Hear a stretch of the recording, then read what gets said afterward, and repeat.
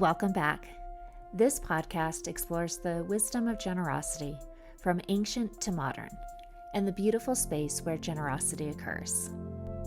Earlier this week, I was talking with a friend about why I make this podcast. A quote sums it up. This week, I am reading a quote from The Paradox of Generosity by Christian Smith and Hilary Davidson, 2014 edition.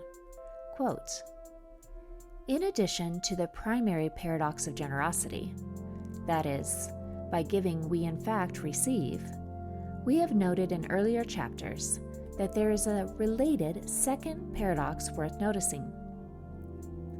This is that very large number of Americans, despite, we presume, wanting to enjoy happy, healthy, purposeful lives, fail to practice the kinds of generosity that actually tend to lead to happiness, health, and purpose in life. Something gets in their way, like children whose fingers are caught in Chinese handcuffs. They pull hard to take care of themselves. That simply keeps them stuck.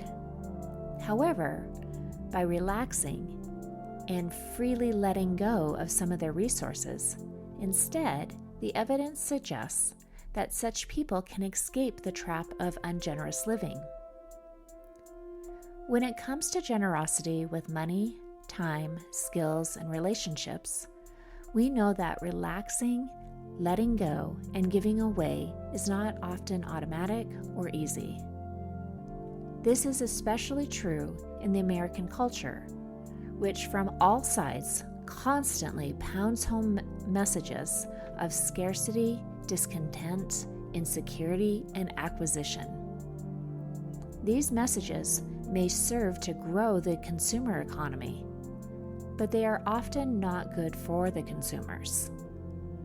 So, given the omnipresence of these cultural messages, real generosity requires learning something different, something that may not feel natural for many people.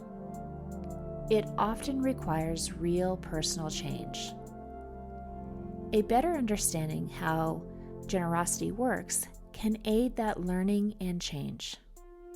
But in the end, we believe actually living generously results from an existential confrontation with what is ultimately humanly valuable and important in life in the world." Unquote. As fund development professionals, we spend time learning about the tactics and techniques to encourage generosity. Yet, it is also vital to learn what generosity is. It is more than a transaction or even a donation. It's an attitude, a lifestyle, a way of being. And thankfully, it is a way of being that can be learned and cultivated. When we consider what we're learning, let's make time to go beyond the techniques and learn the science and art of generosity. So let's reflect on two questions this week. How will you take time to explore your own generosity? Will you consider the most generous person you know and reflect on how they became such a generous person?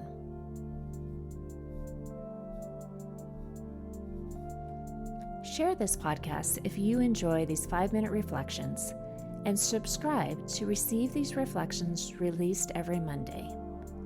To explore fundraising coaching deeper, visit servingnonprofits.com. See you next week.